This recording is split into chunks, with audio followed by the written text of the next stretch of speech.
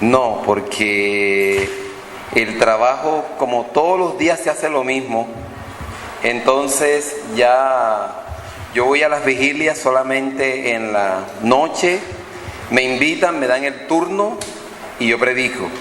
El sábado pasado hubo una vigilia y entonces los hermanos querían que estuviera con ellos un ratico y yo voy a predicar según a las 9 de la noche, y cuando llegué la programación mía era a las 1:45. Pero predicamos y es un barrio muy complicado, tiene mucha maldad, y le cuento que todo estaba tranquilo hasta que yo subí a predicar, porque eso tiraban peñones y de todo, pero pudimos desarrollar el tema y apenas terminamos los hermanos dijeron, no, nos vamos. Bueno, nos vamos, me llevaron a casa, porque hace aproximadamente 7 u 8 años hubo una vigilia en Arjona, y creo que como esa vigilia, yo no he estado en otra. Esa vigilia se guardaron unos temas, todos los temas eran temas dedicados al tiempo del fin, pero me pidieron que el tema mío fuera libre. Y en ese entonces yo traté un tema sobre los 144,000 y tratamos una sola tribu, basado en un texto que está en el libro Patriarcas y Profetas, y estudiamos la tribu de Simeón y la tribu de Leví en todo el contexto. Y te cuento que eso fue de maravilla. Eran las 5 de la mañana y estaba todo el mundo en pie, todo el mundo contento, la gente feliz, todo lo demás. Compramos un tanque elevado, lo dejamos y me fui a la casa ya eso de las 8 de la mañana, cuando ya dejé todo organizado. Comí un poco, me bañé, comí un poco, reposé y me acosté a dormir. Desperté temprano, me eché otro sueño y ya eso de las 4 me levanté. Y me dice mi esposa, ¿para dónde vas? Digo, toca ir otra vez a la iglesia. Y me dice, ¿por qué, amor? Digo, porque el tanque no sé si habrán hecho siempre el trabajo, lo que pagamos, y voy a verificar. En ese entonces yo era el primer anciano de esa iglesia. Hermano, mientras hablaba con mi esposa, dice la esposa, Isa, tú no puedes ir con tu papá porque está que llueve, y entonces van los dos en bicicleta, y he salido en mi bicicleta normalito, rumbo a la iglesia. Salí de Arjona, llegué a la carretera y rumbo, porque la iglesia, esta era una obra nueva que se había abierto y la teníamos a las afueras de Arjona, pero una iglesia que envuelta de nada, yo no sé dónde parió tanto dinero. Hicimos una iglesia casi parecida a esta. Eso, los hermanos no tenían dinero, pero les dije, hay un plan para que esto produzca. Hicimos una alcancía para los niños y eche aquí la moneda que les sobra. Y todos los días teníamos eso, yo siempre estaba ahí dándole vuelta, y esa iglesia prosperó y queríamos hacer una vigilia y se hizo la vigilia, hermano. Cuando eran las 5:40 yo estoy por la carretera y te digo que ahí yo no sé qué más pasó. Yo sentí un golpe, pero yo no volví a despertar más. Una tractomula se salió de la carretera, tomó la berma y me golpeó aquí, y yo no sé qué más pasó. Yo caí en el suelo botando sangre y todo el que me veía decía, él está muerto. Una doctora que soltaba el turno en esos momentos salió y miró y dijo, no lo toquen porque él está muerto, ahí no hay signos vitales. Pero dos borrachos, dos personas que estaban tomando, papá y hijo, como nunca los dos tomando, le dice el papá, hijo, ¿y por qué no llevamos a este pobre muerto allá al hospital? Y dice el hijo, si tú quieres, pues vamos. Y entonces el papá prende la moto y el hijo me coge como puede del suelo, yo estoy hecho nada, me sube en la moto, se sube él ahí, me llevaba abrazado y me llevaron al hospital. Y dice, doctor, a este muchacho lo golpeó una tractomula y queremos pues que usted diga. El doctor tomó los signos vitales y dice, no, él todavía tiene vida. Empezaron a coser y cuando están cosiendo yo escuché la voz de una enfermera que dijo, por favor, dígame el número de teléfono de su esposa. Yo dije, pero a mí ¿qué me está pasando? Y dice, no, a usted lo golpeó una tractomula. Y ella estaba cogiendo los puntos, yo le fui diciendo los números de la casa, llamaron a mi esposa llamó a mi mamá y mi esposa quedó en la casa dando vueltas como loca porque ella se acordaba de que me había dicho de que no fuera, o sea, que me quedara mejor con ellos en la iglesia que estaba más cerca, pero me fui para allá. Ese día fue el desenlace, esa vigilia. Y yo te cuento una cosa, las oraciones que se hicieron en esa vigilia, los temas que se tuvieron fueron muy especiales, súper especiales. Y yo te cuento una cosa, yo no sé cómo estoy vivo. Porque para esos mismos tiempos a un hermano del Carmen de Bolívar, lo mismito le pasó. Viene subiendo la loma del Carmen para San Jacinto, él tiene un pedazo de tierra donde siembra yuca y el hermano viene en su bicicleta y la tractomula se sale de la carretera, lo cierra y usted sabe que en la llanta número 14 a la 18 hay una tracción allí y cuando ella lo cerró la tracción lo trajo hacia adentro y lo esfarató todito y el de la tractomula iba tranquilo cuando siente que prac, prac y él no sabe qué es, detiene y cuando ves el charco de sangre atrás, la misma fecha. ¿Por qué Dios lo recogió a él y a mí no? Te lo digo.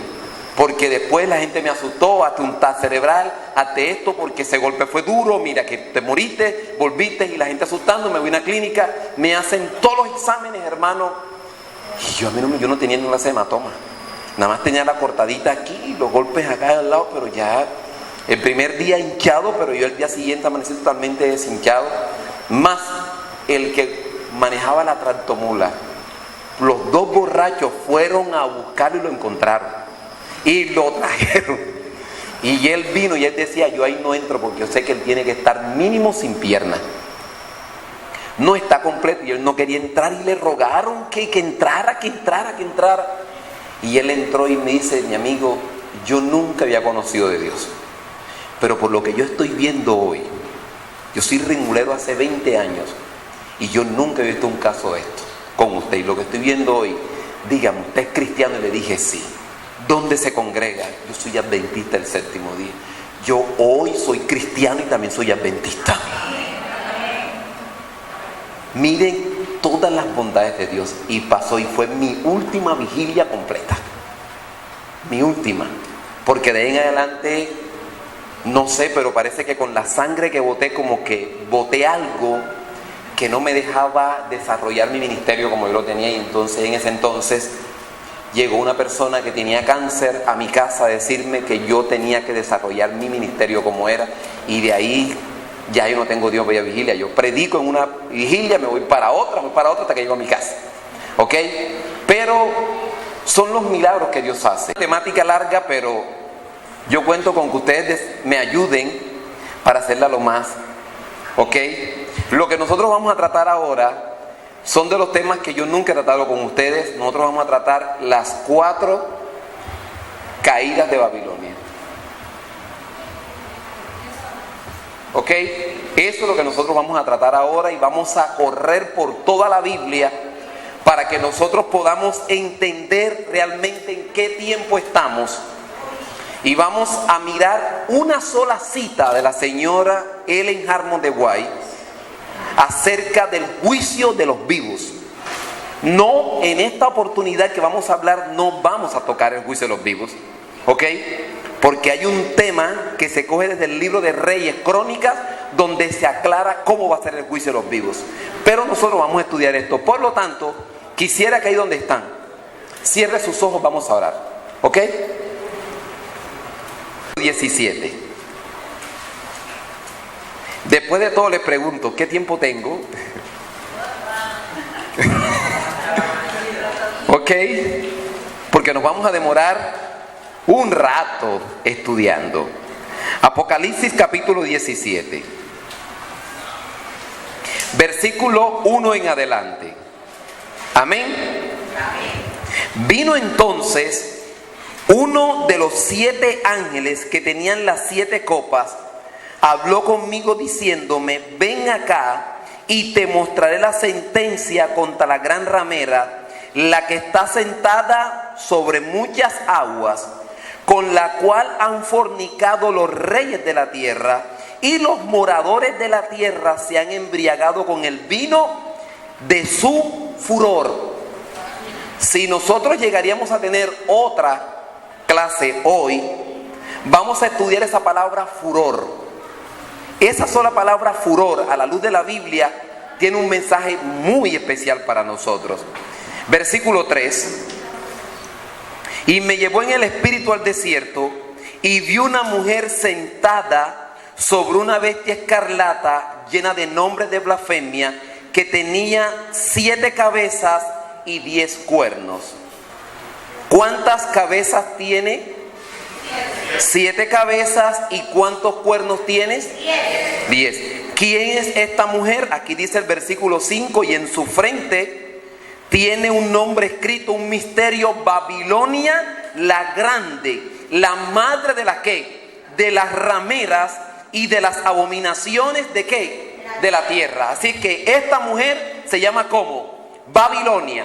Pero la descripción que nos da de una bestia que tiene 7 cabezas y 10 cuernos es interesante, porque es la misma descripción que se da en Apocalipsis 12, hablando acerca del dragón. ¿Ves conmigo? Apocalipsis capítulo 12. Versículo 3.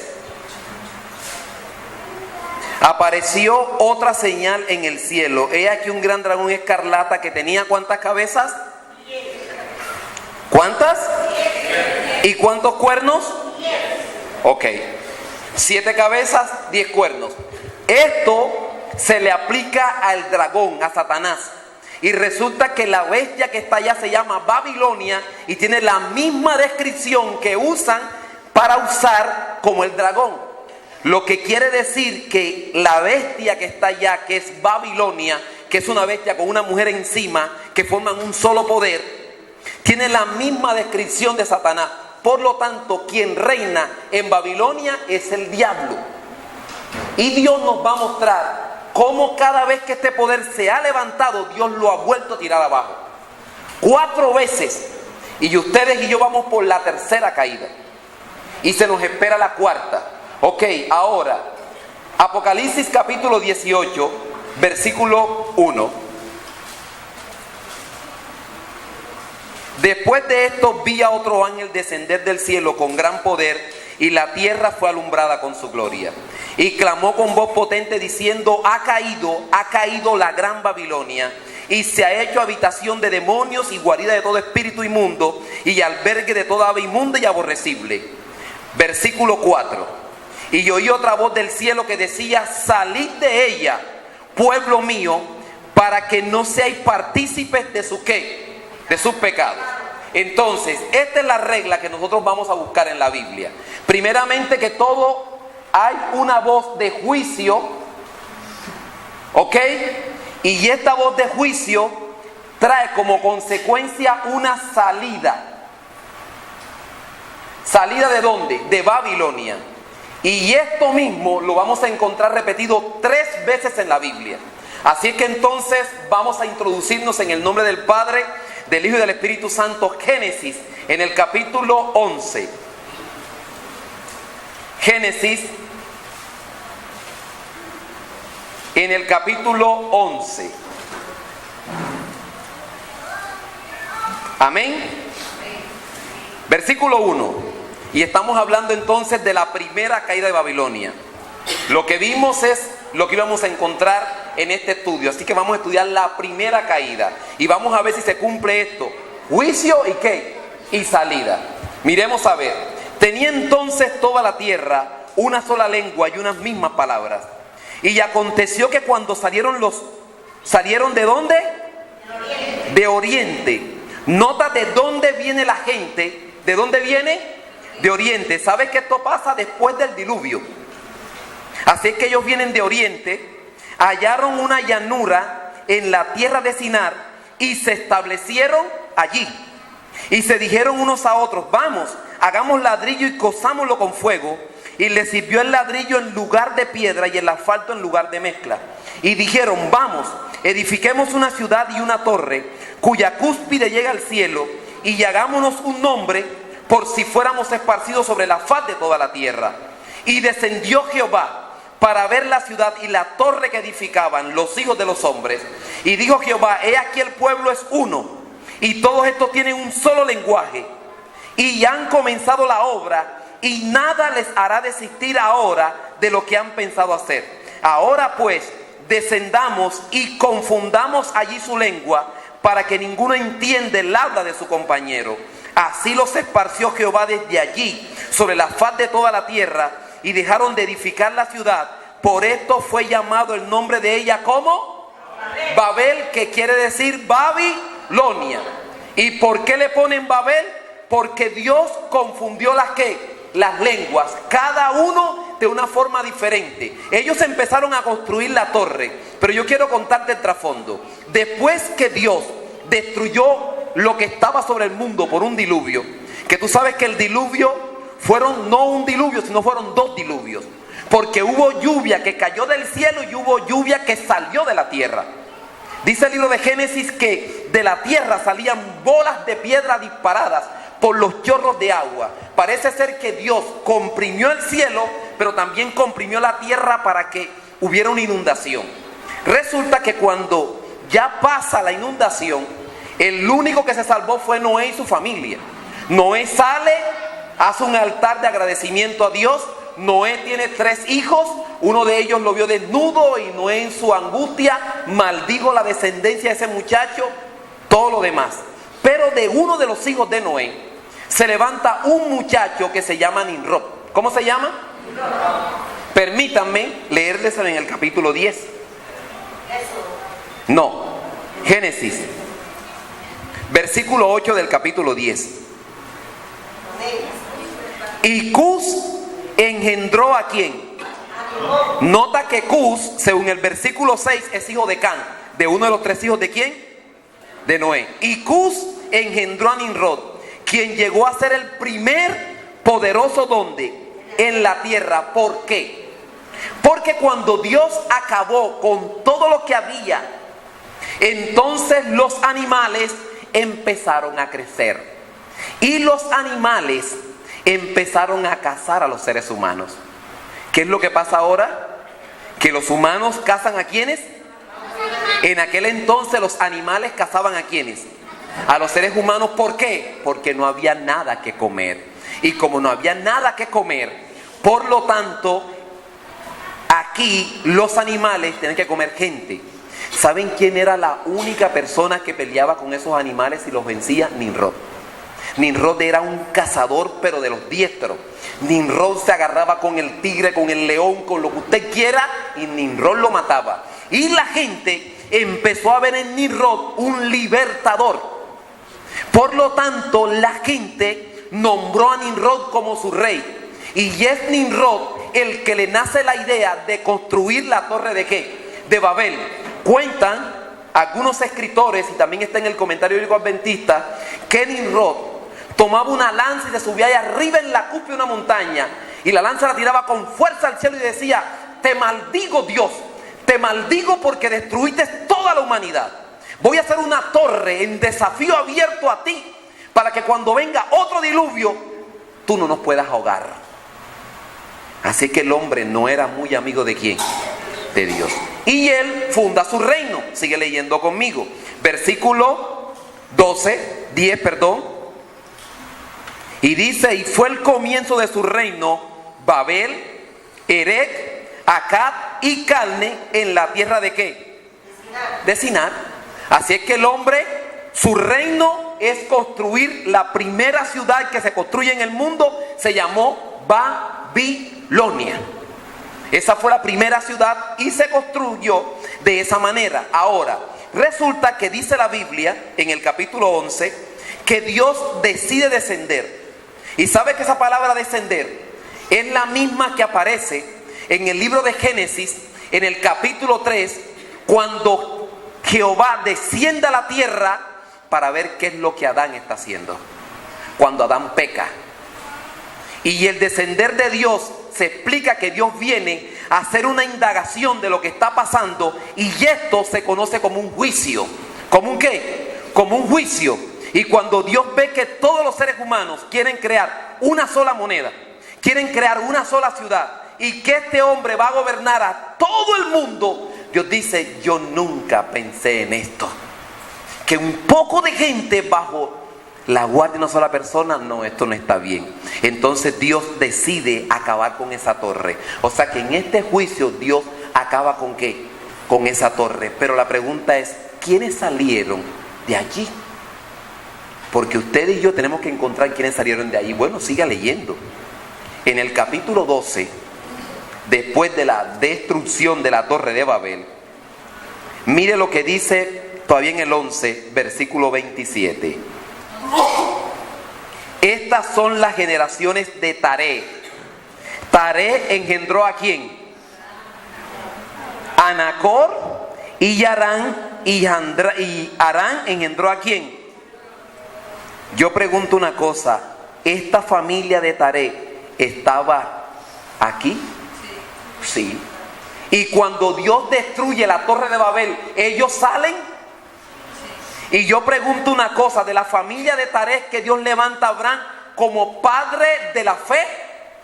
Luego entonces de este juicio que Dios hace aquí a Babilonia, Dios saca un pueblo fiel. Y es de allí donde va a salir ¿quién? Abraham. Así es que en la primera caída de Babilonia encontramos que Dios le hace un juicio y que en base a ese juicio sale una familia fiel, que es donde va a salir ¿quién? Abraham. Muy bien. Ok, ahora ve conmigo a la segunda caída de Babilonia. Va la primera, vamos para la segunda. Daniel en el capítulo 5. Daniel en el capítulo 5. El campo está abierto para cualquier pregunta, o si quiere las hacemos al final. Hizo un gran banquete a 1000 de sus príncipes, y en presencia de los 1000 bebía vino. ¿Cómo se llamaba el muchacho? ¿Así? Resulta que Belsasar se dice que él es hijo de Nabucodonosor, y este muchacho no era hijo de Nabucodonosor, él era nieto. ¿Él era qué? El hijo de Nabucodonosor se llamaba Nabonido. ¿Cómo se llamaba? Nabonido. Pero Nabonido tenía un tumor en el estómago. Y Nabonido estaba muy mal. Pero cuando Nabucodonosor muere, él sabía que si él no tomaba el reino, se lo daban a otro. Así que con el dolor tomó el reino, pero a los 2 meses se lo cedió a su hijo llamado ¿qué? Por eso es que él sube al reino, porque él no es hijo de Nabucodonosor, él es nieto. Pero su papá es el que toma el reino, y entonces su papá le cede el reino ¿a quién? Y es cuando él empieza a reinar. Este muchacho, él conoció toda la historia cuando Nabucodonosor pasó estos años comiendo pasto como las bestias. Supo acerca de todo lo que había pasado con la imagen, cómo en esa imagen habían mandado a postrar a todo el mundo, y 3 varones se mantuvieron fieles, los echaron en un horno ardiendo, y los únicos que les quemó el horno fueron las ataduras. ¿Ok? Lo único. Él conocía toda esta historia, pero resulta que este muchacho se puso a tomar ¿qué? Vino. Y él no sabía una profecía que estaba, que con el surgimiento de él al poder se le iba a acabar el imperio a Babilonia. Él no lo sabía, pero él era la clave para llevar a Babilonia a la destrucción, pero él no lo sabía. Así es que él, en el año 538, nunca se te olvide esta fecha, el muchacho empieza a tomar, y mientras está tomando, el vino se le va a la cabeza.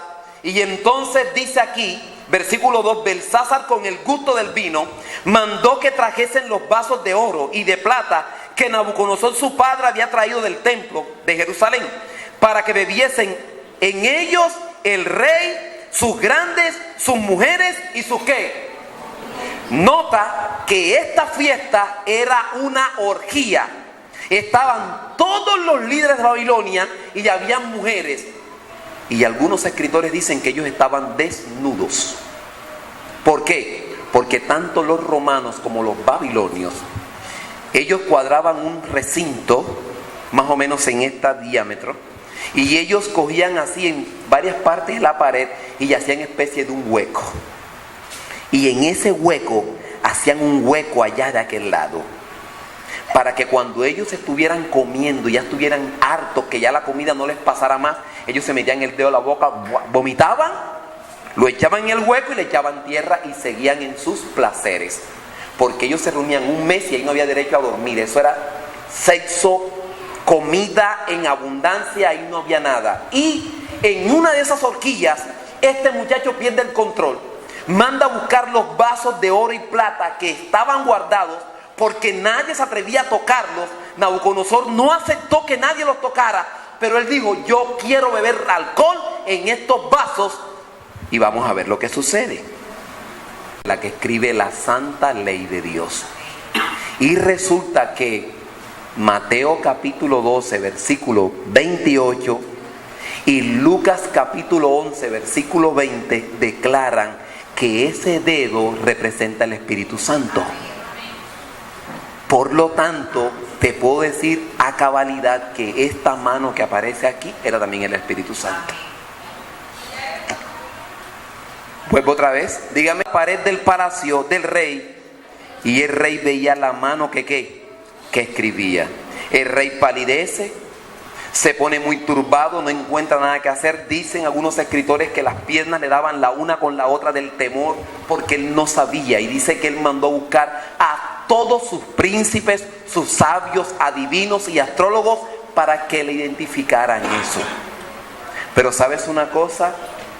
Yo siempre he analizado algo en la historia de Daniel, y es que en Daniel 2, cuando Nabucodonosor tiene el sueño, manda a buscar a sus magos y astrólogos, pero Daniel no va.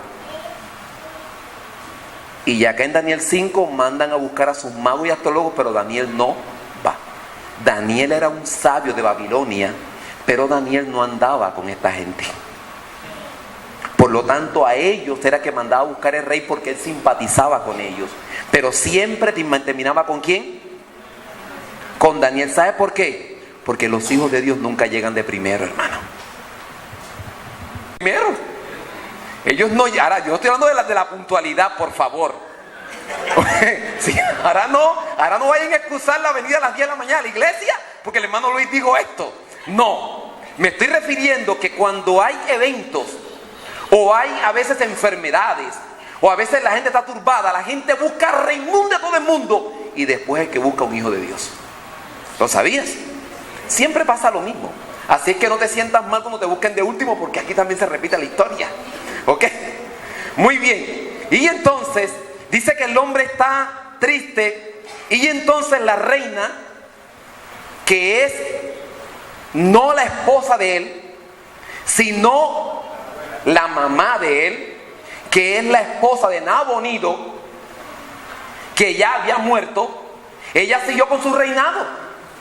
Y entonces ella llega y le dice: ¿qué te pasó? Y dice: mira lo que está ahí. Y yo vi cómo eso se estaba escribiendo. Y entonces ella le dice: ¿y qué te dijeron los sabios? Dice: ellos no saben qué dice ahí.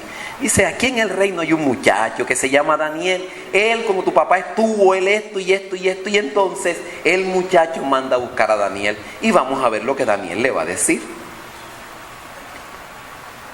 Versículo 10. No, vamos a saltarnos un pedazo porque versículo 17. Entonces Daniel respondió y dijo delante del rey: tus dones sean para ti y da tus recompensas a otros. Leeré la escritura al rey y le daré la interpretación. El Altísimo Dios, oh rey, dio a Nabucodonosor, tu padre, que era realmente su abuelo, el reino y la grandeza, la gloria y la majestad. Y por la grandeza que le dio, todos los pueblos, naciones y lenguas temblaban y temían delante de él. A quien quería mataba y a quien quería daba vida. Engrandecía a quien quería y a quien quería humillaba. Mas cuando su corazón se ensoberbeció y su espíritu se endureció en su orgullo, fue depuesto de su trono de su reino y despojado de su gloria. Y fue echado de entre los hijos de los hombres, y su mente se hizo semejante a la de las bestias, y con los asnos monteses fue su morada. Hierba le hicieron comer como a buey, y su cuerpo fue mojado con el rocío del cielo, hasta que reconoció que el Dios Altísimo tiene dominio sobre el reino de los hombres, y que pone sobre él a los que le place. Y tú, su hijo Belsasar, no has humillado tu corazón sabiendo esto, sino que contra el Señor de los cielos te has ensoberbecido. Hiciste traer delante de ti los vasos de su casa. Tú y tus grandes, tus mujeres, tus concubinas, bebiste vino con ella. Además de esto, diste alabanza a dioses de plata, de oro, de bronce, de hierro y de madera, de piedra que ni ven, ni oyen, ni saben. Y al Dios en cuya mano está tu vida y cuyos son todos tus caminos, nunca honraste. Entonces de su presencia fue enviada la mano que trazó esta escritura: Mene, Mene, Tekel, Uparsin. Y esta es la interpretación del asunto. Mene, contó Dios tu reino y le ha puesto ¿qué? Fin. Hasta aquí llegaste. 2. Tekel, pesado has sido en balanza y fuiste hallado falto. Pérez, tu reino ha sido roto y dado a los medos y a los ¿qué? Persas. Mire qué cosa. Ahora, este muchacho, como les decía en un principio, él no sabía lo que estaba pasando. Pero para poder entender qué es lo que está pasando aquí, yo quiero que tú metas la cinta en Daniel y vete conmigo a Jeremías en el capítulo 25. Mete ahí la cintica y ubícate conmigo en el libro de Jeremías en el capítulo 25. Capítulo 25, versículo 8 en adelante. No se te olvide lo que vimos allá. Por tanto así ha dicho Jehová de los ejércitos: por cuanto no habéis oído mis palabras, he aquí enviaré y tomaré a todas las tribus del norte, dice Jehová, y a Nabucodonosor, rey de Babilonia, mi siervo, y los traeré contra esta tierra y contra sus moradores y contra todas estas naciones en derredor, y los destruiré y los pondré por escarnio y por burla y en desolación perpetua, y haré que desaparezca de entre ellos la voz de gozo, la voz de alegría, lámpara, y toda esta tierra será puesta en ruinas y en espanto, y servirán estas naciones al rey de Babilonia. ¿Cuántos años? ¿Cuántos años? Ahora, yo quiero que usted, como buen matemático, me haga esta resta. 70 menos 608, ¿qué le da?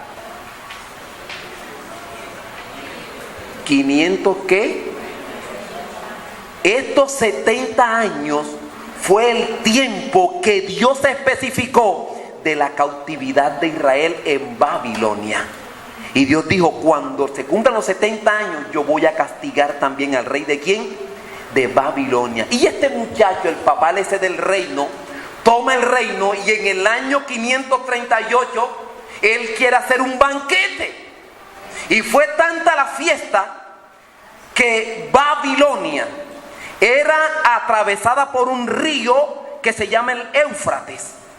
Y resulta que esa noche era tanto el licor que había, tanto el alcohol, tanta la comida, tanta la algazarra, que a los centinelas se les olvidó cerrar una reja que iba dentro del agua. Arriba del agua iba una puerta gruesa y debajo iba una reja. Por si acaso alguien se quería meter nadando, no podía entrar porque la reja no lo dejaba entrar. Pero resulta que el que estaba al lado, afuera de Babilonia, que había llegado en el año 538 a sitiar a Babilonia, eran los medos y los persas. Darío fue el encargado de llegar y sitiar a Babilonia. Tenía 62 años. El hombre tenía mucha experiencia militar, y cuando él llegó y se dio cuenta de que esa afluente no había forma, él empezó a analizar de qué forma podía secar ese río. Y se dio cuenta que Babilonia, como también eran tan ingeniosos y tenían ingenieros y tenían arquitectos y lo demás, los babilonios sabían que si el río se crecía, Babilonia se inundaba. Por lo tanto, ellos hicieron como unas especies como unas alberquitas aledañas al río, para que cuando el río se creciera, él se desbordara por ahí y botara agua ¿dónde? A los lados, y no inundara a Babilonia. Lo que hizo Darío fue romper eso y covar un poco más y atravesar unos troncos de madera para que el cauce subiera y el misma agua fuera haciendo su cauce. Y así Darío secó el río Éufrates, y cuando los babilonios se dieron cuenta era porque ya Darío estaba ¿dónde? Adentro. Y según la profecía, esto tenía que pasar en este año. Por lo tanto, este muchacho, con esto que hizo, lo que hizo fue que se aceleró su ¿qué? Su destrucción. Ahora, ¿hubo un juicio a Babilonia? Ahora, ¿dónde está ese remanente que sale? Porque ahí no está. De ahí tiene que salir un ¿qué? Remanente. Y usted dice, ¿y dónde está, hermano? Bueno, vaya conmigo al libro Segunda de Crónicas. La Biblia sola se explica, ella no hay que forzarla. Ella solita te va mostrando dónde está todo. Segunda de Crónicas, capítulo 36. Segunda de Crónicas, en el capítulo 36.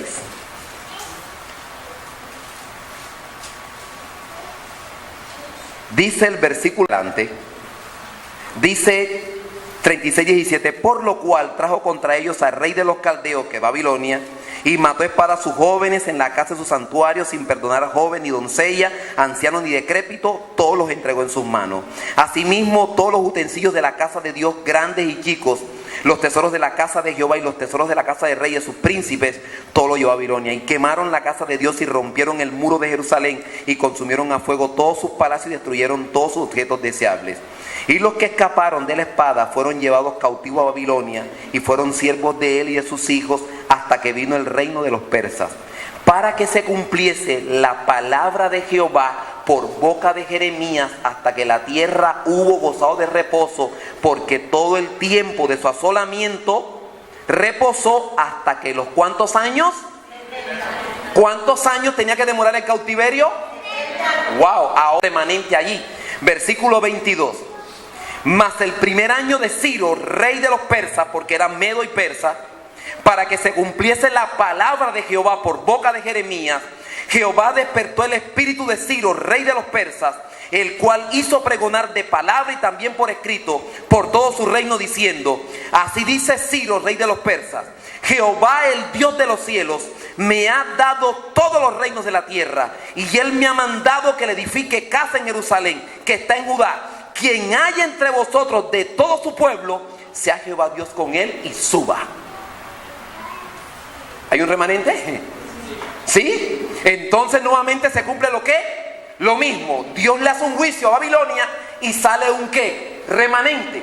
Por lo tanto, las palabras que están en Apocalipsis capítulo 17, salid de ella, pueblo mío, se aplican a la primera caída y también a la segunda caída.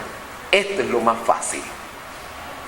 Lo más complicadito es la tercera caída, que es la que ya nosotros pasamos, pero es donde los teólogos se han enredado grandemente y no encajan porque hay cositas que tienen que ser explicadas del Antiguo Testamento para poder comprender cómo es que Babilonia cayó en el año 1844. Yo he escuchado muchos predicadores que dicen, hermano, en el año 1844 Babilonia cayó porque este libro lo dice. Yo estoy de acuerdo, pero yo a una persona que no conozca de esto no le puedo decir esto porque no me va a creer. ¿Ok? Y esto para nosotros es verdad infalible, los escritos de Ellen Harmon de White, pero para el mundo y para el mundo cristiano que nos rodea, no. Para ellos ella no es la Biblia. Por lo tanto, para usted poder decir que Babilonia cayó la tercera en el año 1844, usted se lo tiene que mostrar es en la Biblia. Y versículo 1. Vi descender del cielo a otro ángel fuerte, envuelto en una nube, con el arco iris sobre su cabeza, y su rostro era como el sol y sus pies como columnas de fuego. Yo te hago una pregunta. ¿Habrá algún ángel que tendrá un arco iris en la cabeza? ¿Cuántos creen que sí? Usted acaba de leer, pues voy a leer nuevamente. Vi descender del cielo a otro ángel fuerte, envuelto en una nube con un arco iris sobre su cabeza. Yo te pregunto una cosa, ¿habrá algún ángel que tendrá un arco iris en su cabeza? Sí, ahí lo dice. Usted leyó, ¿verdad?, lo que dice ahí. ¿Sabe que la única persona en la Biblia que tiene un arco iris en su cabeza se llama Jesús? Así es que este ángel fuerte es ¿quién? Porque ningún ángel lleva en su cabeza la señal del pacto que él dio con ¿quién? Con Noé. Así es que no puede haber otro, ¿o sí? No, así es que este ángel fuerte tiene que ser ¿quién? Jesús. Cuando usted va al espíritu de profecía, especialmente en el libro Mensajes Alentos, tomo 2, la señora de White dice, ese ángel fuerte es Jesús. Pero la Biblia misma nos da índice de que es ¿quién? De que es Jesús. Siga leyendo, versículo 2. Tenía en su mano un librito que, wow, ¿qué tenía en la mano? Y según Apocalipsis 5, ¿a quién fue el que le dieron un librito que nadie podía abrir? Al Cordero. Y entonces este tiene también el librito. Así es que este es ¿quién? Este es Jesús. Así que otra descripción que nos afirma de que este que está aquí se llama ¿quién? Jesús. Este es el Cordero de Dios. Y dice, un librito que abierto. En Apocalipsis 5 el libro está ¿qué? Cerrado.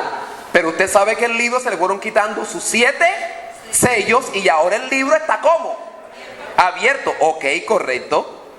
Y dice, y puso su pie derecho sobre el mar y el izquierdo sobre la tierra. Y clamó a gran voz como ruge un león. Y cuando hubo clamado, 7 truenos emitieron sus voces. ¿Qué dijeron? Pero usted como adventista sí sabe lo que dijeron. Usted como adventista sí sabe lo que dijeron. Pero la Biblia no declara en ninguna parte qué dijeron. Lo que sí te puedo decir es que el trueno es la voz de Dios. Así que Dios habló allí. Pero ¿qué le dijo? Lo que la Biblia declara es que dice, cuando los 7 truenos hubieron emitido sus voces, yo iba ¿a qué? A escribir. Pero oí una voz del cielo que me decía, sella las cosas que los 7 truenos han dicho y no las ¿qué? No las escribas. ¿Por qué? Porque resulta que si San Juan escribe lo que va a suceder cuando esos truenos hablaron, hoy nosotros tuviéramos problemas con el movimiento adventista. Y serios. Si San Juan hubiese escrito eso y lo hubiese declarado, créalo, que el año 1844 hubiese sido el desastre. Pero eso Dios lo guardó, porque Dios tenía plasmado que sus hijos en ese año se iban a equivocar. Y usted dice, ¿y por qué Dios, si sabía que se iban a equivocar, por qué Dios lo permitió? Mis hijos, porque cuando se empezó a predicar el mensaje en el año 1844, mucha gente aceptó el evangelio por miedo a no quemarse. Y la gente corría a buscar las iglesias adventistas. ¿Sabías que habían gente que tenían grandes terrenos y los vendieron por miedo a no perderse? Pero resulta que ellos no lo estaban haciendo por amor. Por lo tanto, cuando llegó el año 1844, el 22 de octubre, que Cristo no vino, los que estaban ahí agregados empezaron a burlarse de los pioneros. Y se fueron y nada más dejaron los pioneros. Estos pioneros, con llanto y con lágrimas en sus ojos, recibiendo las burlas y los escarnios, empezaron a investigar en la Biblia y encontraron muchas alusiones de que la purificación del santuario no iba a ser la tierra, sino el santuario que estaba en el cielo. Y van caminando 2 hermanos por un maizal, van caminando de camino decepcionados porque Cristo no vino. Estamos hablando unos días después. Y cuando ellos van caminando, un ángel se les aparece y les dice, ¿a ustedes qué les pasa? Que estamos tristes. ¿Por qué? Porque nosotros creíamos que Cristo venía el 22 de octubre y no vino. Y ustedes han estudiado bien su Biblia, pues claro, tienen bien claro los cómputos, pues claro que lo tenemos claro. ¿Y por qué no estudian el santuario? Y cuando el ángel terminó de decirle el santuario, desapareció. Y ellos se devuelven y llegan donde los pioneros y dicen, un ángel nos dijo que estudiáramos el santuario. Y es que se dan cuenta de que Cristo en ese año no tenía que venir a la tierra, sino que empezaba un proceso de purificación. ¿Dónde? En el cielo. Mira todo lo que encierra la historia. Pero eso te lo dije a manera de información. Permíteme seguir leyendo. Y el ángel que vi en pie sobre el mar y sobre la tierra, versículo 5, levantó su mano ¿a dónde? Al cielo. Y juró por el que vive, por los siglos de los siglos, que creó el cielo y las cosas que están en él, y la tierra y las cosas que están en ella, y el mar y las cosas que están en él, que el tiempo no sería más. ¿Qué fue lo que este ángel dijo? Dice, hasta aquí no hay más tiempo. ¿Pero a qué tiempo se estaba refiriendo él?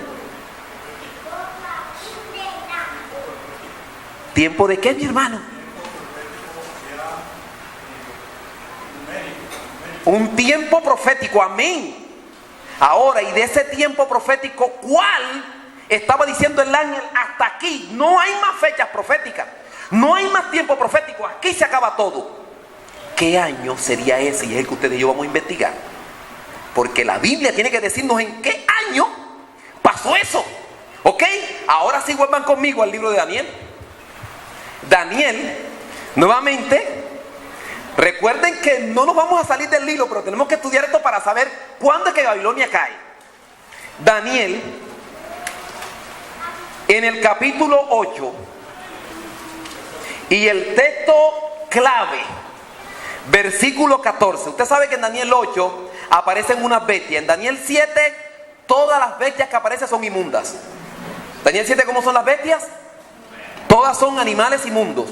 Pero en Daniel 8, los animales que aparecen son animales que se usaban en el santuario. Y no Dios lo hizo por casualidad, sino porque Dios quería que él, cuando viera esos animales, se fuera imaginando la labor en el santuario. ¿Ok? Daniel en el capítulo 8, versículo 14. Y él dijo, hasta 2300 tardes y mañanas, luego el santuario sería ¿qué? Purificado. Hasta 2300 tardes y mañanas. Y le preguntamos a un adventista que nos diga cuándo arrancan las 2300 tardes y mañanas, que son años. Y podemos decir a clara evidencia que son años, porque la Biblia dice en varias partes que esos años, que esos días son ¿qué? Años. ¿Dónde lo encontramos? ¿Ustedes se acuerdan la historia de Jacob? Cuando Jacob llegó a trabajar donde Labán y se enamoró ¿de quién? De Raquel. ¿Y cuántos años le dijo Labán que trabajara por Raquel? 7 años. Y cuando llegó al final de los años, Labán preparó una pimpina de jugo de uva y empezó a darle a Jacob jugo de uva. Y cuando ese poco de jugo de uva estaba en el estómago, Jacob se embriagó. Y Jacob se fue a su tienda, y Labán entró a su aposento y agarró a su hija mayor, que se llama Lea, y se la metió en la tienda en los pies. Y cuando Jacob despertó para ver dónde estaba su esposa por la que había trabajado, se da cuenta de que la que está ahí no es Raquel. ¿Por qué? Porque Raquel era más sencilla y Lea era más gruesa. Por lo tanto, él dijo, esta no es. La llama y se da cuenta que no. Y entonces van de Labán y le dice, ¿qué pasó? ¿Por qué me entregaste esta si yo te trabajé por aquella? Dice, no, porque en esta cultura primero se da la mayor. Y entonces le dice Jacob, ¿y qué tengo que hacer para recuperar a la que yo quiero que sea mi esposa? Y dice, trabájame una semana. Y esa semana, ¿a cuántos años equivaldría? Así que por lo tanto, un día equivale ¿a qué? A un año. Ok, ahora, como adventistas, usted sabe que esta fecha de los 2300 años empiezan en el año 457. Pero resulta que usted va a listo y dice 457, sumándole 2300 años, más que cuando llegamos, que vienen bajando los años, llegamos al año 0 y otra vez subimos. Así que cuando usted termina en el año 1844. Ya. Y usted lo tiene claro que eso es así. Pero lo que usted se le olvida es que esta fecha va acompañada de dos fechas más. Y estas, los que no son adventistas las tienen muy claras. Y cuando usted le dice, el año es el 457, le dicen a usted, ¿y por qué, hermano? ¿Y por qué tiene que ser el 457? Y usted dice, pues porque ese es el año. Dice, pero muéstreme por qué es el año. Y usted dice, hermano, porque este es el año que pega con esta fecha. Resulta, hermano, que también para esta fecha, 20 años más adelante, se levanta el movimiento mormón. Así es que, ¿quién quita que el movimiento profético no sea la adventista, sino el mormón?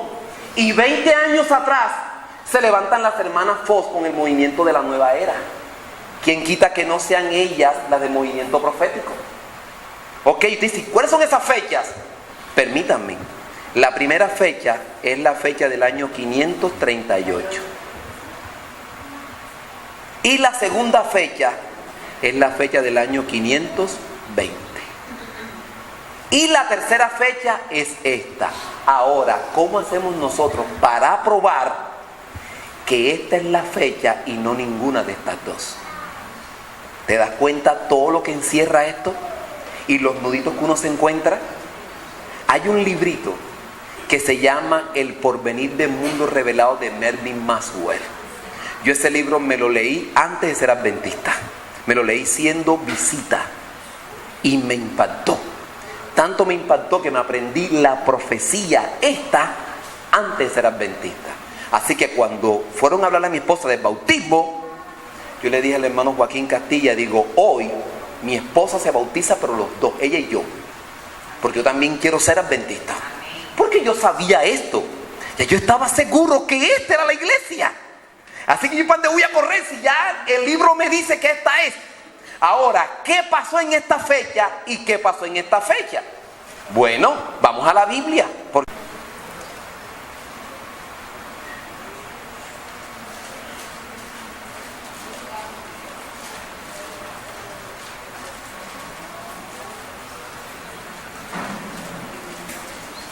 Ok. Versículo 1 del capítulo 1 de Esdras. ¿En qué parte está? Esdras está después de Crónicas, antes de los Salmos. Ok. Bueno, los que tengan esta Biblia, 616, perdón.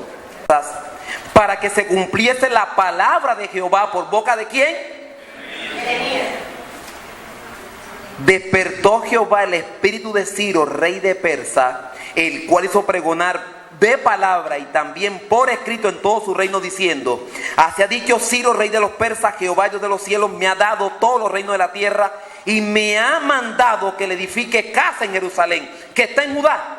Quien hay entre vosotros de su pueblo, sea Dios con él y suba a Jerusalén, que está en Judá, y edifique la casa de Jehová, Dios de Israel. Él es el Dios, la cual está en Jerusalén, y a todo el que haya quedado en cualquier lugar donde more, ayúdenle los hombres de su lugar con plata, oro, bienes, ganados, además de ofrendas voluntarias para la casa de Dios, la cual está en Jerusalén.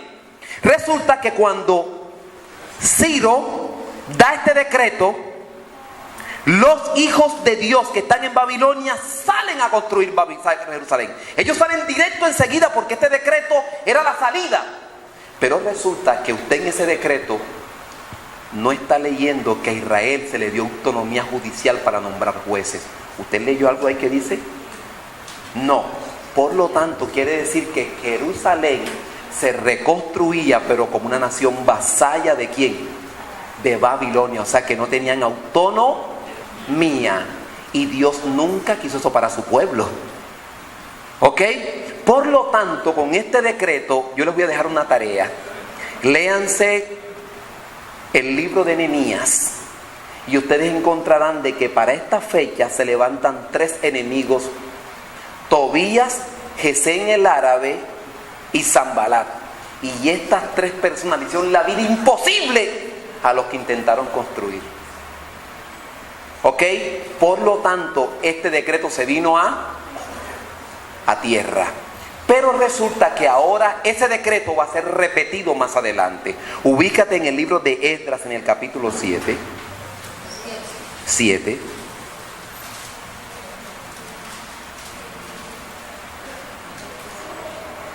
Perdón, en el capítulo 6.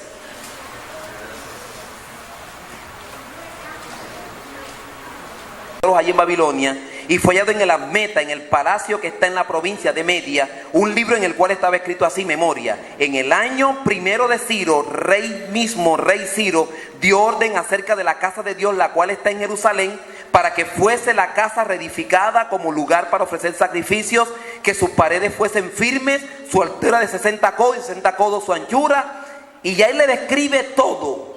Versículo 8: y por mí es dada orden de lo que habéis de hacer con estos ancianos de los judíos para edificar esa casa de Dios, que de la hacienda del rey que tiene el tributo al otro lado del río se han dado puntualmente a esos varones los gastos para que no cese la obra. Pero nuevamente se levantan los mismos 3 enemigos y nuevamente se viene abajo, porque este decreto es el mismo que se da aquí, la misma repetición. Todavía no hay autonomía. ¿No hay qué?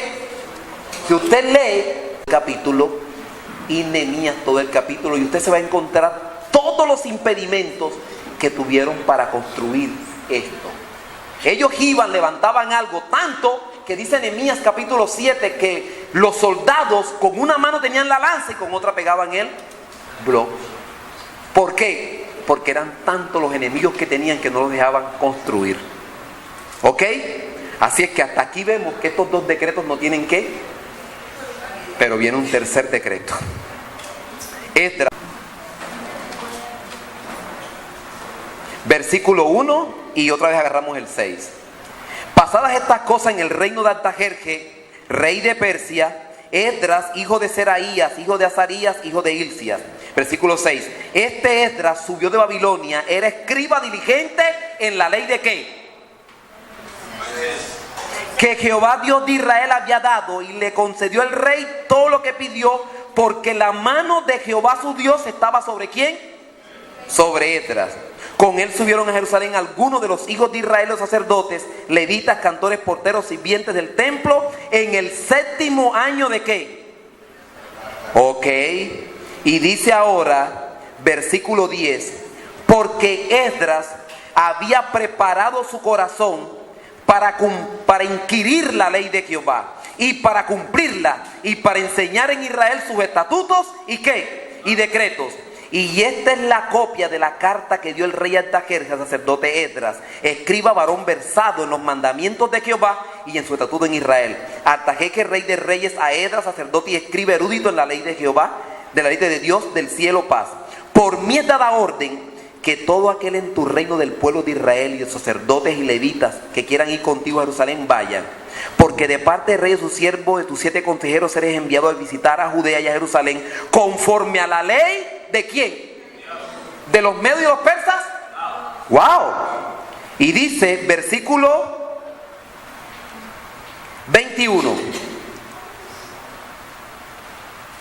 y por mí Artajerjes dada orden a todos los tesoreros que están al otro lado del rey, que todo lo que os pide el sacerdote Esdras se escriba en la ley del Dios del cielo, se le conceda. Versículo 25: y tú, Esdras, conforme a la sabiduría que tienes de tu Dios, nombra jueces, pon gobernadores, que gobiernen a todo el pueblo que está en el otro lado del río, a todos los que conocen las leyes de tu Dios, y al que no las conoce, ¡wow! Y cualquiera que no cumpliere la ley de los medos y de los persas, y la ley del rey, sea juzgado prontamente, sea muerte, a destierro, a pena o multa o prisión. Y ese decreto de Artajerjes es el que se da en el año 457. Ahora, por lo que ya tú has leído, entonces, ¿cuál decreto tenemos que utilizar de los 3? Ok, te das cuenta el por qué lo usamos, pero hay que saber el por qué no cogemos estos dos decretos, porque estos dos decretos también fueron dados. Y al ser dados estos decretos, si usted le suma este tiempo aquí, le da un tiempo totalmente diferente. Si le suma este tiempo acá, le da un tiempo totalmente diferente. Por lo tanto, la fecha es el año 457 antes de Cristo.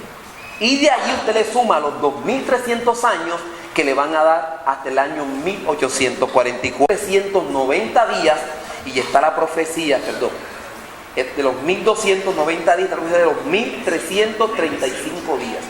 Estas tres profecías están incluidas en este tiempo. Este fue el tiempo más largo.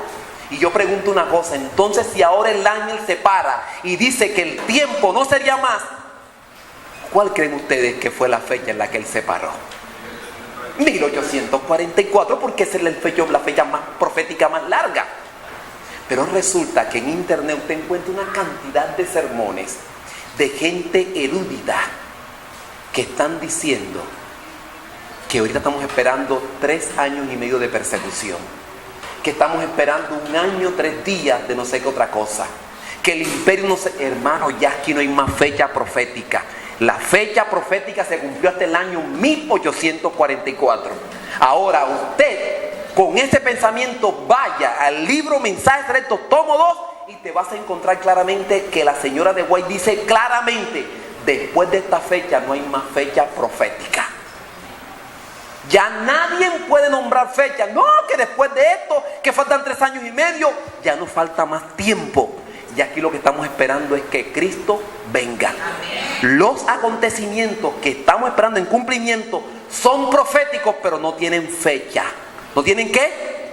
Fecha. Ahora, mira que este ángel se para en el año 1844. Vuelve a Apocalipsis 10. Apocalipsis capítulo 10. Y dice ahora, versículo 7. O sea, estamos hablando de la misma profecía. Si no... Primera Timoteo, en el capítulo 3, versículo 16. Amén. E indiscutiblemente grande es el misterio de la piedad. Dios fue manifestado en carne, justificado en el Espíritu, visto de los ángeles, predicado a los gentiles, creído en el mundo, recibido arriba en gloria. Yo te pregunto una cosa, ¿no crees tú que el libro de 1 Timoteo capítulo 3 versículo 16 habla todo lo que tiene que ver con la predicación del evangelio? Porque se predica que Cristo murió, que resucitó, que ascendió al cielo, que tiene un ministerio en el cielo. ¿Qué más podemos decir del evangelio?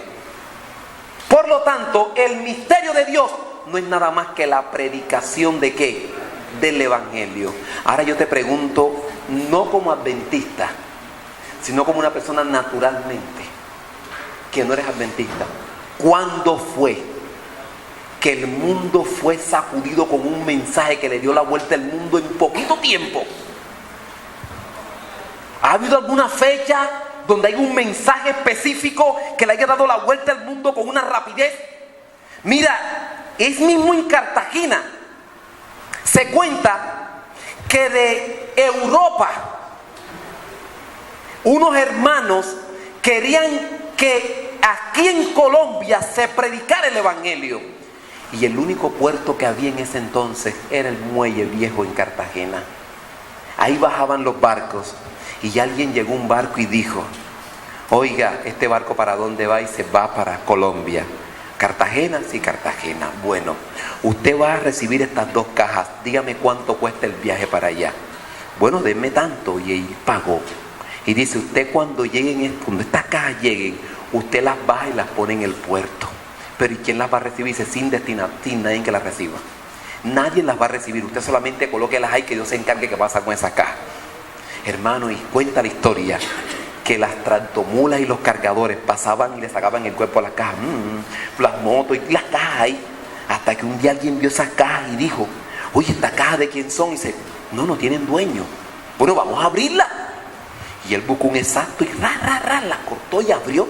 Y aquí lo que hay es literatura, papeles. Y le dice, oye fulano, vengan acá todos. Y la gente se agrumaron alrededor de él y le dice, coge tú. Y a cada quien le fue dando un paquete de literatura que estaba en las cajas. Dice mi hermano, eso lo mandaron para repartir, así que denle a todo el mundo. Cuando llegó el primer misionero aquí a Colombia, ya que había gente guardando el sábado. ¿Quién acompañaba esas cajitas? Y así llegó el evangelio a muchos lugares, increíblemente. ¿Y sabes por qué? Porque Dios mismo estaba manejando esa obra. Y ese fue el mensaje del año 1844, la pronta venida de Jesús. Y cuando los hermanos quisieron esparcir el evangelio, Dios mismo se encargaba. Habían gente de una literatura hoy aquí y se montaban en el tren y la guardaban en la maleta, y la maleta se les perdía en el camino y la maleta pasaba a otra familia por equivocación, y la familia buscando se encontraban el papel, lo leían y empezaban a guardar el sábado y a creer la segunda venida de Cristo. ¿Quién dirigía eso? Dios, a través del Espíritu Santo. Y no ha habido una fecha en el mundo que se pueda decir que el evangelio haya avanzado con tanta rapidez como en esa fecha. Lástima, hermano, que ese periodo a nosotros ya se nos enfrió. Ya nosotros no creemos de que el Espíritu Santo pueda hacer esto. Tanto que le damos un libro a una persona para que lo lea, y si vemos que no lo va a leer, dame mi libro. ¿Cierto que sí? Y dice, este camino aquí te lo voy a dar, pero ¿te gusta leer? No, dame mi libro. A usted no le interesa si él lo lee o no lo lee, usted déselo. Usted no sabe que hay un pastor que es copastor de una de las iglesias más grandes que hay en Cartagena, y la mamá de él es profesora. Me compró unos libros y yo le regalé a ella un conflicto, y le di otros libritos y le dije, esto se los voy a obsequiar. Y me dice, están buenos, pero no le llamaron la atención, y llegó a su casa y los metió en la biblioteca. Allí pasó un mes y los libros allí. Un día llegó el hijo a la casa, mami, ¿qué tienes por ir a leer? Ese libro yo nunca lo he visto aquí en la casa para ver. Y sacó el libro y interesante, ¿me lo puedo llevar? Me lo llevo, también no me interesa este libro. Y empieza el copastor a estudiar el conflicto de los siglos. Y a leer, y coge a su iglesia y empieza a predicar lo que está en el conflicto de los siglos. Y un mes después le quitaron el cargo de copastor. Y 3 meses después se bautizó en la iglesia adventista. ¿Para quién era? Para ella. Para él. Y en ese entonces la literatura, hermano, eso llegaba a todas partes. Pero usted piensa y dice, no, yo creo que esta persona no. Porque nosotros vemos la apariencia y decimos, esto como que no quiere el evangelio ahora. Ese no es tu problema. Ese no es problema tuyo. ¿Ese es problema de quién? Así será la palabra que sale de mi boca, dice Jehová. No volverá a mí vacía. Por lo tanto, en esta fecha, cuando se consumó el misterio de Dios, lo que vino fue una fuerte predicación del evangelio. Y qué casualidad que en Apocalipsis 14 se registra el mensaje de los 3 ángeles. Y ese, ¿qué es lo que dice el primer ángel? Vi volar por en medio del cielo a otro ángel que tenía el ¿qué? Para predicarlo ¿a qué? Y yo te pregunto una cosa, ¿sería que el momento de la predicación del mensaje de los 3 ángeles tuvo que venir en el año 1844 cuando se consumó el misterio de Dios? Claro que sí. Nosotros como adventistas hemos entendido a través de este libro que en el año 1844 se empezó a predicar el mensaje de los 3 ángeles, y ahora conocemos por Biblia en mano de que fue en esa fecha. Ahora resulta, hermano, que el segundo ángel nos va a dar el mensaje clave. Apocalipsis capítulo 14. Apocalipsis en el capítulo 14. Otro ángel, no, vamos a leer desde el 6, por favor. Vi volar por el medio del cielo a otro ángel que tenía el ¿qué? Para predicarlo ¿a quiénes? A toda nación, tribu, lengua y ¿qué? Y pueblo, diciendo a gran voz, temed a Dios. Y esta palabra temed a Dios está asociada con Éxodo capítulo 20, versículo 20, que dice, no temáis, porque para probaros vino Dios, y para que su temor esté en vosotros, para que no pequéis. Así es que este primer mensaje llama a la gente a la obediencia. Segunda parte, darle gloria. Como seres humanos pecadores le pueden dar gloria a Dios si ustedes saben que estamos destituidos de la gloria del Señor? ¿Cómo le podemos dar gloria? Eso es sencillo. Primero los Corintios capítulo 10 versículo 31 declara: si pues coméis o bebéis o haced otra cosa, hacedlo todo para la gloria. Así es que en el año 1844 también tenía que predicarse sobre la comida. Ok, y sigue leyendo: porque la hora de su juicio, ¿a qué? Wow, o sea que en este año también tenía que empezar un ¿qué? Un juicio. ¿Y cuál fue el juicio que empezó en este año? ¿Juicio qué? Investigador. Ojo, ya se están aclarando las cosas. ¿Ah? ¿Un juicio qué? Investigador. Y dice: y adorad a aquel que hizo el cielo y la tierra, el mar y las fuentes de qué. ¡Wow! ¿Ah? ¡Qué interesante! El primer mensaje. Y el segundo mensaje que dice: ¿ha caído quién? Ah, ¿Babilonia cae? ¿Sí? Claro que sí, la gran ciudad, porque ellos beberá a todas las naciones del vino del furor de su fornicación. Y el tercer ángel lo siguió diciendo a gran voz: si alguno adora a la bestia y a su imagen, recibe la marca en su frente o en su mano, él también beberá del vino de la ira de Dios, que ha sido vaciado puro en el cáliz de su ira. Ahora yo pregunto una cosa: del mensaje de los tres ángeles, ¿sale un remanente? Mira lo que dice el versículo 12.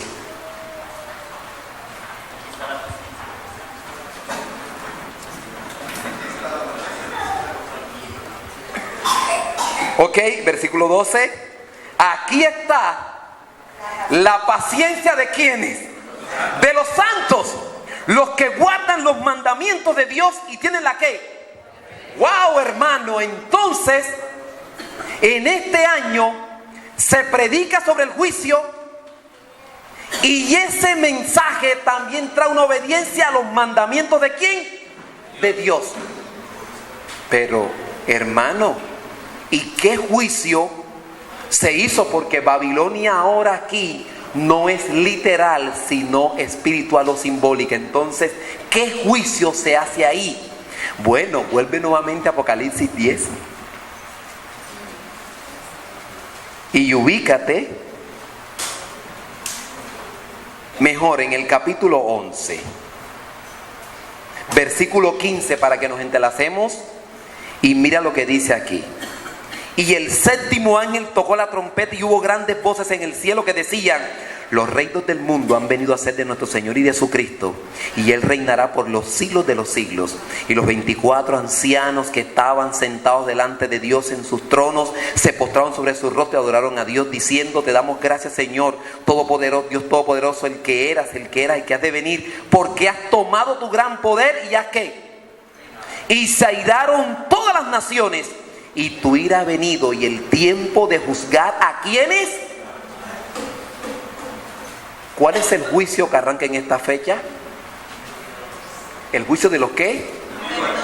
¡Wow! Entonces Babilonia cae la primera vez, se hace un juicio a los vivos. La segunda vez también a los vivos. Pero la tercera caída se le hace un juicio a ¿quiénes? A los muertos.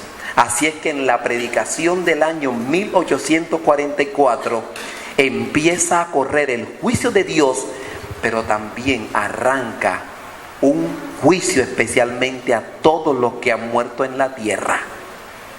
¿Ok? Y como dice el libro de Hebreos 9:27, y de manera que lo que está escrito: el que muera una sola vez y después de esto el juicio. Así es que, mis amados, en la tercera caída nosotros encontramos claramente cómo Babilonia cae. Ahora, ¿cómo cae Babilonia? Mis hijos, cuando este mensaje empezó a ser predicado, los fieles que estaban en la iglesia bautista, presbiteriana, pentecostales y en todas estas iglesias empezaron a salir para formar un movimiento que es el que se conoce hoy como movimiento adventista. Y yo pregunto una cosa: ¿y si Dios sacó a estas personas de esas iglesias, cómo quedaron esas iglesias? ¿Quedaron con luz o con oscuridad? ¿Por qué? Porque los que tenían la luz se salieron o fueron echados de las iglesias, y esas iglesias quedaron en las tinieblas para formar entonces ellos este grupo. Así es que también en esta fecha sale un remanente, juicio y remanente. Me imagino que quiere saber qué pasa con la otra caída, ¿verdad? Dígame, mi hermano.